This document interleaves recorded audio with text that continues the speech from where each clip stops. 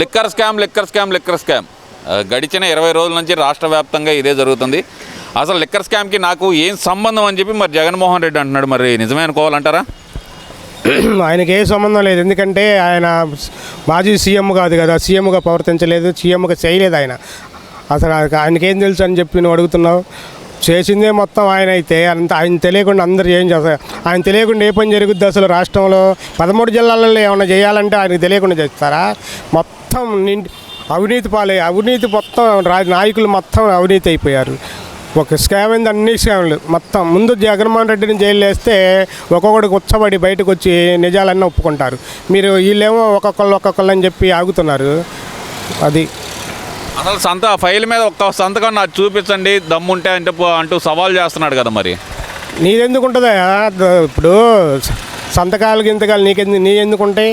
నీ బినామీలు పేర్లు పెడతావు, నీ పేర్లు ఎందుకు ఉంటాయి?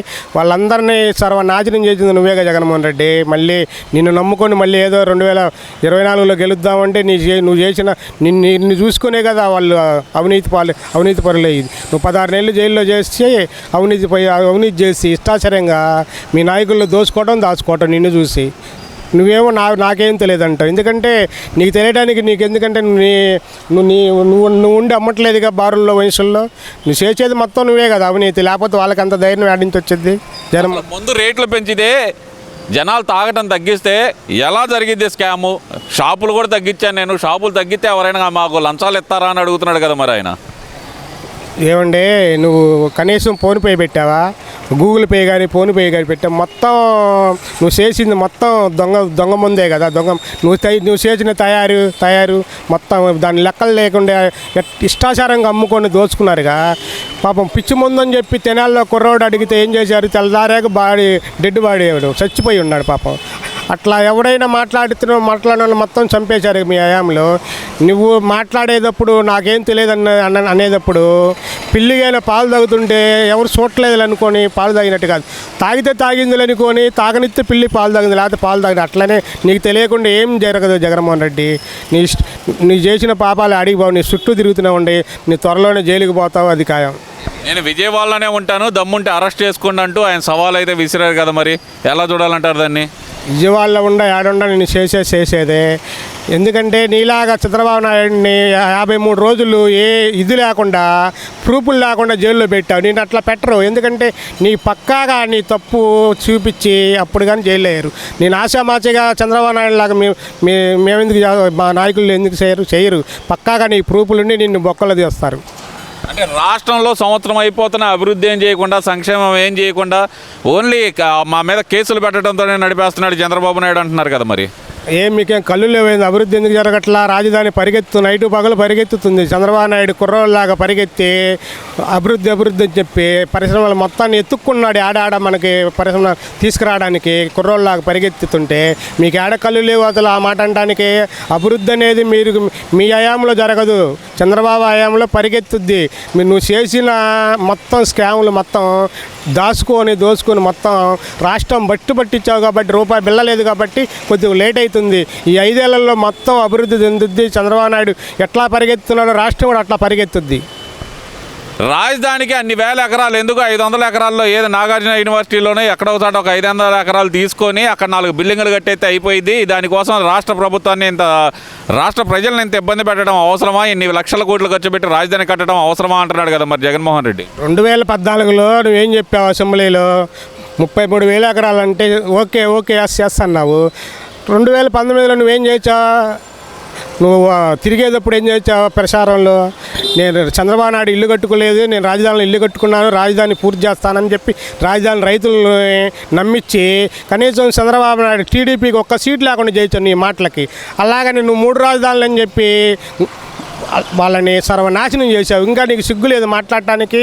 ఎందుకంటే నీకేం తెలియదు. ఎందుకంటే ఒక పిల్లోడు లాంటాడు చంద్రబాబు నాయుడు, ఒక మాస్టర్ లాంటాడు. ఎందుకంటే నీకేం తెలియదు కాబట్టి ఇన్ని ఎకరాలు ఎందుకు అంటావు. మొత్తం కావాలి, కాకపోతే వాళ్ళకి ఎందుకు తీసుకొని జనాల్ని డబ్బులు కట్టి ఎందుకు ఇది చేస్తారు? అన్నిటికీ సరిపడే పొలం కావాలి కాబట్టి అడుగుతున్నారు. రాష్ట్రం బాగుపడాలంటే మొత్తం పరిశ్రమలు రావాలంటే కావాలి పొలం. కాకపోతే ఎట్టా మూడు రాజధానులని కనీసం 3 రాళ్ళు వేసావు అసలు నీకు అసలు రాజధాని గురించి మాట్లాడే అర్హత లేదు నీకు. సర్వనాశనం చేసావు 3 రాజధానులని చెప్పి. ఏం నాశనం చేయలేదు నేను నేను రాష్ట్రాన్ని బాగు చేశాను. చంద్రబాబు నాయుడు వచ్చి అప్పులు కుప్ప చేస్తున్నాడు రాష్ట్రాన్ని. సంవత్సరంలోనే 1,40,000 కోట్లు అప్పు చేశాడు. సంక్షేమం ఒక్కటి చేయలేదు అంటున్నాడు కదా. ఇప్పుడు నువ్వేం చేయకుండా 5 ఏళ్లలో ఎన్ని లక్షల కోట్లు అప్పు చేశావు. వీళ్ళు పని చేసి అప్పులు అవుతాయి. అప్పులు ఇంత కాదు ఇంకా డబల్ అవుతాయి. పని చేస్తున్నారుగా, ఖర్చు పెడితే ఎందుకు కావు. నువ్వు 5 ఏళ్లలో ఏం చేశావు అసలు? ఒక రోడ్డు వేసావా, ఒక గుంత పూడిచావా, ఏం రాజధానిలో ఒక మట్టి తట్టేసావా, ఒక ఇటుక వేసావా? ఏం వేయకుండా నీ లక్షల కోట్లన్నీ చెప్పి అప్పు ఎందుకు చేసావు? ఇట్లాంటి 10 అప్పు చేసిన చంద్రబాబు నాయుడు ఎవరు రాష్ట్ర ప్రజలు ఎవరు. ఎందుకంటే రాష్ట్రాన్ని బాగు చేయాలంటే ఒక ఇల్లు కట్టుకోవాలంటే మనకి ఎన్ని అవుతున్నాయి.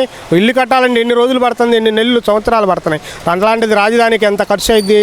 ఇట్లాంటి 10 అప్పులు చేసినా కానీ రాష్ట్ర జనం ఎవరు ఏమనుకోరు ఆయన. అంటే నీలాగా నువ్వు దాచుకోవట్లయినా అభివృద్ధి అని చెప్పి పరిగెత్తున్నాడు. అప్పులు కాకుండా ఉంటే రాష్ట్రం ఎట్ట అభివృద్ధి చెందుద్ది?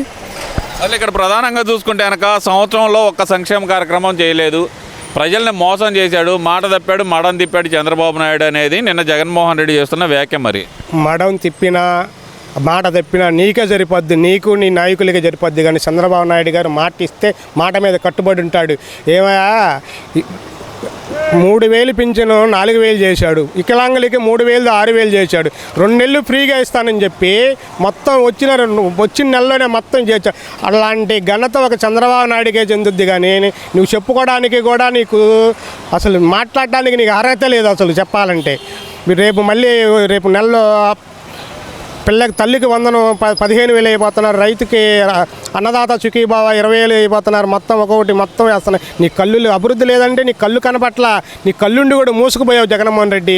ఎందుకంటే నీకు మంచి అనేది చేత కాదు, చేసేవాళ్ళని చెడగొడతావు. నీకు ఇప్పుడు రాష్ట్ర ప్రజల గురించి నీకు బాధ వేస్తుంది. నీకు ఎందుకు వేస్తుందో తెలుసుకుంటావా? చంద్రబాబు నాయుడు మంచి పని చేసి ఈ పథకాలన్నీ ఇస్తే నన్ను మర్చిపోతారేమో అని చెప్పి నీ బాధ. కానీ వాళ్ళకి మంచి జరుగుతుందని కాదు మా బాధ. మంచి చేస్తున్నారని చెప్పి బాధపడుతున్నాను. చేయకుండా ఉంటే మనకెళ్ళి 4 ఓట్లన్న పడతాయి. ఇట్లా చేస్తే మనం వచ్చి ఏం చేయాలి? రేపు 2029లో మళ్ళీ మనం ఇంటికాడ కూర్చోవాలి. వీళ్ళకి ఏదో ఒక పుల్లేసి అడ్డపుల్లేసి రాష్ట్రానికి బాగు చేయకుండా అడ్డపుల్లలు వేస్తానికే. కానీ నీ రాష్ట్రం బాగుపడాలని కోరిక నీకు లేదు, చెడగొట్టే కోరిక నీకు. అది రాష్ట్రం అభివృద్ధి చెందితే కనుక సంతోషించేవాడిని మొదట నేనే. కానీ ఈ ప్రభుత్వం వచ్చి రాష్ట్రాన్ని సర్వనాశనం చేస్తుంది, దోపిడీ చేస్తుంది ఈ ప్రభుత్వం అంటున్నాడు కదా. మరి 2019లో నువ్వు చేసింది ఏంది? నాశనమేగా. నాశనం కాకపోతే 33,000 ఎకరాలు రైతులు ఇస్తే వాళ్ళని ఏం చేయాలా? ఏం చేయడానికి నువ్వు 3 రాజధానులని చెప్పి అటు ఇటు తిరిగి కనీసం 3 రాజధానులని చెప్పి 3 ఇటుకలు వేసావు.